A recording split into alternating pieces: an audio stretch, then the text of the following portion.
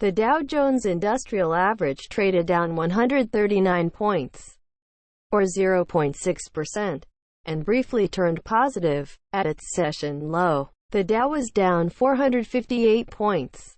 The S&P 500 dipped 0.8% while the Nasdaq Composite slid 1%.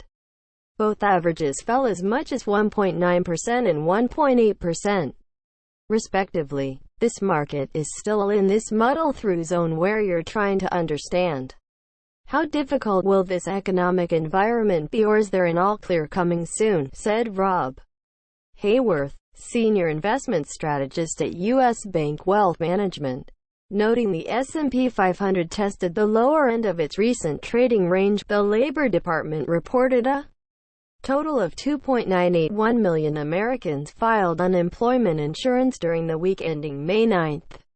The number came in worse than expectations of 2.7 million new claims.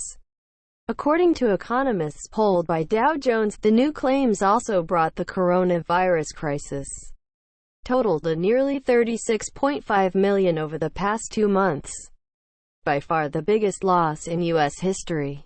A record of 20.5 million jobs were lost in April alone as the coronavirus-induced economic shutdown tore through the economy, sending the unemployment rate skyrocketing to 14.7%. Zoom in icon arrows pointing outwards. Raytheon Technologies and Walgreens Boots Alliance fell 3% each to lead the Dow lower on Thursday. Real estate and industrials dropped more than 1%. Making them the biggest laggards in the S&P 500. However, bank shares such as Bank of America and J.P. Morgan Chase gained more than 1% each, offsetting some of the losses elsewhere in the market. Wells Fargo climbed 6% on Wednesday. Stocks fell sharply after a stark warning from Federal Reserve Chairman Jerome Powell. While the economic response has been both timely and appropriately large, it may not be the final chapter, given that the path ahead is both highly uncertain and subject to significant downside risks, he said, noting more needs to be done to support the economy amid the coronavirus pandemic. Powell made his comments as several states begin to reopen their economies. There are a lot of variables in terms of really how the economy opens here. It's going to be very uneven, said Gregory Ferranello, head of U.S. rates trading at Amerivet Securities. In terms of additional efforts, Ferranello said the Fed could implement some yield curve control, among other measures, from a capital perspective and a leverage perspective. The Fed can grow the existing programs that they have online, Ferranello said. Zoom in icon arrows pointing outwards. Market sentiment was also dented after two major investors raised questions about the market's current valuation. Appaloosas David Tepper told CNBC's halftime report this is the second most overvalued market he's seen, behind only the one in 1999.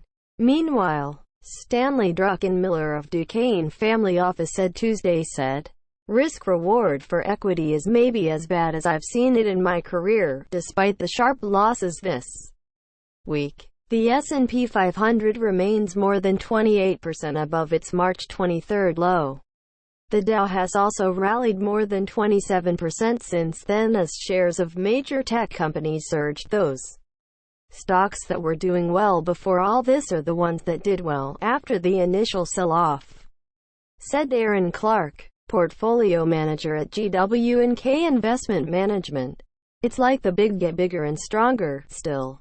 Clark highlighted the uncertainty investors currently face, noting, "Nobody's ever been through anything like this.